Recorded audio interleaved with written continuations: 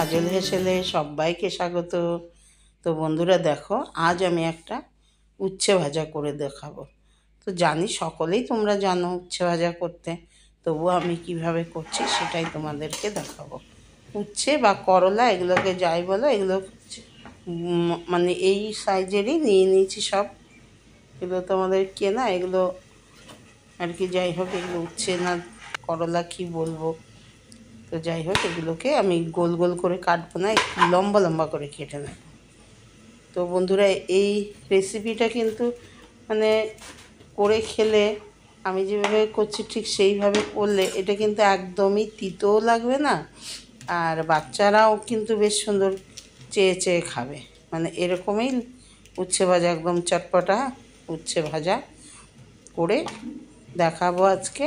আর এটা কিন্তু স্টোর করেও রাখা যাবে, আর যদি মনে করো কাউকে পাঠাবে কোথাও বাইরে, কেউ নিয়ে যাবে এরকম উচ্ছে ভাজা, সেটাও অনেক দিনও স্টোর করে রাখা যায়। তো বন্ধুরা দেখতে থাকো। এই দেখো, একটা উচ্ছে নিয়ে নিয়েছি, মাঝখান থেকে চিড়ে নিয়ে এবার এর দানাগুলোকে ফেলে দিচ্ছি।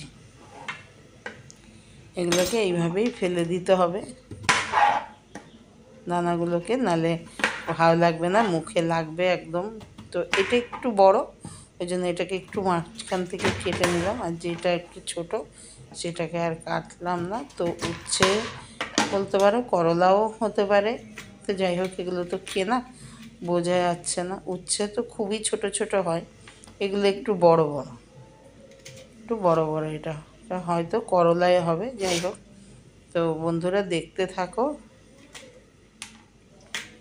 আমরা তো করলা ম্যাক্সিমাম আমরা চাক চাক করে ভাজা করে খাই, বা উচ্ছেটাও গোল গোল ভাজাটাই খাই বেশি, গোল ভাজাটাই বেশি ভালো লাগে। যাই হোক, এটাও কিন্তু অসাধারণ লাগে গরম গরম ভাতে, প্রথম পাতে খেতে ভালো লাগবে। আর এমনি শুধু মুখেও খাওয়া যাবে, শুধু শুধুও খাওয়া যাবে, এটা তিতোটা একদমই থাকবে না। তো আমি যেভাবে করছি, তো দেখতে থাকো বন্ধুরা। তো এই দেখো, প্রথমেই সরু সরু করে কেটে নেবো, ছুরি দিয়ে কেটে নিচ্ছি এইভাবে। এগুলোর দানাগুলো ফেলে দিয়ে তারপর শুধু মাংসটাই নেব, নিয়ে এগুলো বেশ সরু সরু করে কেটে নেব। এইভাবে কেটে নেব সব কটা উচ্ছে, ঠিক এইভাবেই আমি কেটে নেব। এখানে মনে হয় উচ্ছে করলা দুটোই মিশানোই আছে, কেননা যাই হোক অনেকটাই এখানে আমি নিয়েছি, মিনিমাম 500 গ্রাম মতো নিয়েছি।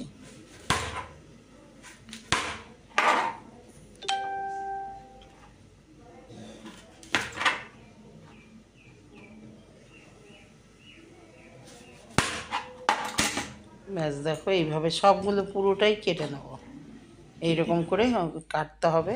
তাই দেখো, সব কটাই আমি ঠিক এইভাবেই কেটে নিয়েছি। যেগুলো একটু বেশি বড় ছিল সেগুলোকে মাঝখান দিয়ে হাফ করে তারপরে এগুলোকেও সরু সরু করে কেটে দিয়েছি। নিয়ে এগুলোকে আবারও ধুয়ে নিয়েছি, আগে ধুয়েই রেখেছিলাম, তারপরেও কেটেও একটুখানি ধুয়ে নিলাম। ধুয়ে নেওয়ার পর ব্যাস একদম জল ঝরিয়ে নিতে হবে, জল নেই এর মধ্যে, সেভাবেই নিয়েছি। তো এবার দেখো, এর মধ্যে নুন দিয়ে দেবো আমি, আমার আন্দাজ মতো এখন নুন দেব।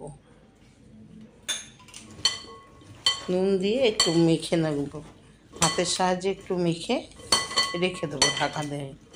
মানে 10-15 মিনিট পর্যন্ত মধ্যে হয়ে যাবে, মানে খুব বেশিক্ষণ লাগবে না মেখে রাখতে, 10-15 মিনিটের মতো মেখে রেখে দেবো। ব্যাস মেখে রেখে দিলাম একটু নুনটা। এবার একটু হাতটা ধুয়ে আসি, হাতটা ধুয়ে আর একটু সব কিছু রেডি করে নিয়ে আবারও ফিরে এলাম। তো এবার দেখো এগুলো একটুখানি, দেখো এগুলোতে একটু জল বেরিয়েছে, এই দেখো নুন মেখে রাখাতে একটু জল বেরিয়েছে, ওই জন্য এবার একটা থালা নিয়ে নিয়েছি, এর মধ্যে চিপে চিপে সব কটা উঠছে আমি তুলে দেব।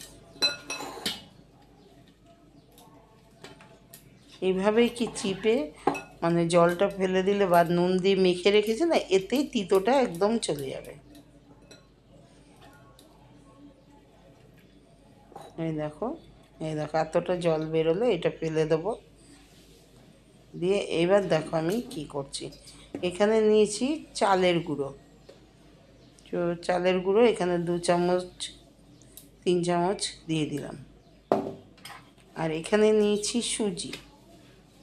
সুজিটাও দিয়ে দেবো, 2 চামচ দিলাম। এখানে 500 গ্রাম কিন্তু উচ্ছে আছে। দিয়ে দিলাম আন্দাজ মতো হলুদ, খুব বেশি হলুদ দিলাম না, সামান্যই দিলাম। এটা দিলাম কাশ্মীরি লঙ্কার গুঁড়ো, এটা দিলাম অল্প ধনে গুঁড়ো, 1/2 টিস্পুন দিলাম ধনে গুঁড়ো, 1/2 টিস্পুন কাশ্মীরি লঙ্কার গুঁড়ো, আর 1/2 টিস্পুন দিলাম ঝাল লঙ্কার গুঁড়ো। এটা দিয়ে দিলাম চাট মশলা, চটপটা করার জন্য একটু চাট মশলা দিলাম, তাতেই তো বাচ্চারা সব খেয়ে দেবে খুঁজে খুঁজে। ব্যাস, এবার সব মিশিয়ে আমি একটু মেখে নেবো হাতের সাহায্যে। মেখে নিলে যাতে এর মধ্যে কোটিংটা হয়ে যায়, ওই জন্য এটাকে একটু সুন্দর করে মাখবো। মেখে পুরোটাই যে সেইভাবে ভাজবো তা না, এগুলোকে একটু ঝেড়ে ঝেড়ে নিয়েও ভেজে নেবো পরে। দেখো মাখা হয়ে গেল, মাখতে মাখতে একটু জল বেরিয়েছে। আমি কিন্তু পরে এখনও নুন দিইনি, একটুখানি ভেজা ভেজা আছে বলে আর একটু চাল গুঁড়ো দিয়ে দিলাম, আর 1 চামচ দিয়ে দিলাম, দিয়ে ব্যাস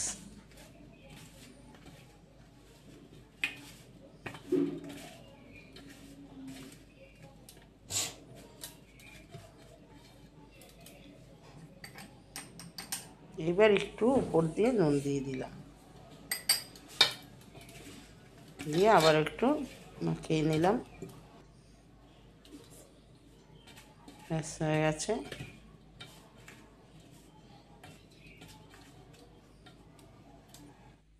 এবার আমি আগের থেকেই তেল গরম বসিয়ে দিয়েছিলাম, তো ভালো করে তেলটা গরম হয়ে যাওয়ার পর এর মধ্যে এগুলোকে উচ্ছেগুলোকে ছেড়ে দিচ্ছি।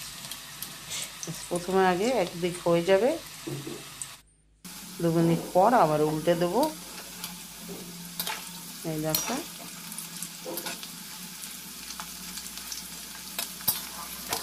সুজি চালগুড়ি দেওয়ার জন্য এতটাই খাস্তা কুরকুরে হবে, আর বেশ সুন্দর মানে চটপটাও হবে, যেহেতু চাট মশলাও দিয়েছি। আর ঝাল ঝাল, খুব ঝাল হবে না, মানে একটু তো 1/2 টিস্পুন দিয়েছি ঝাল লঙ্কার গুঁড়ো আর কাশ্মীরি লঙ্কার গুঁড়ো। এই দেখো হয়ে গেল ভাজা, আবারও দিয়ে দিলাম। তো এইভাবে সবগুলোই পুরো ভেজে নেব। তো বন্ধুরা, আমার আজকের এই উচ্ছে ভাজার রেসিপিটা তোমাদের কাছে কেমন লাগলো? আশা করি যদি ভালো লাগে থাকে তাহলে অবশ্যই লাইক দিয়ে দেখা শুরু করো। বন্ধুবান্ধব আত্মীয়স্বজনকে অনেক অনেক শেয়ার করে দিও। আর আমার চ্যানেলে নতুন বন্ধু হয়ে এলে চ্যানেলটিকে সাবস্ক্রাইব করার অনুরোধ রইল।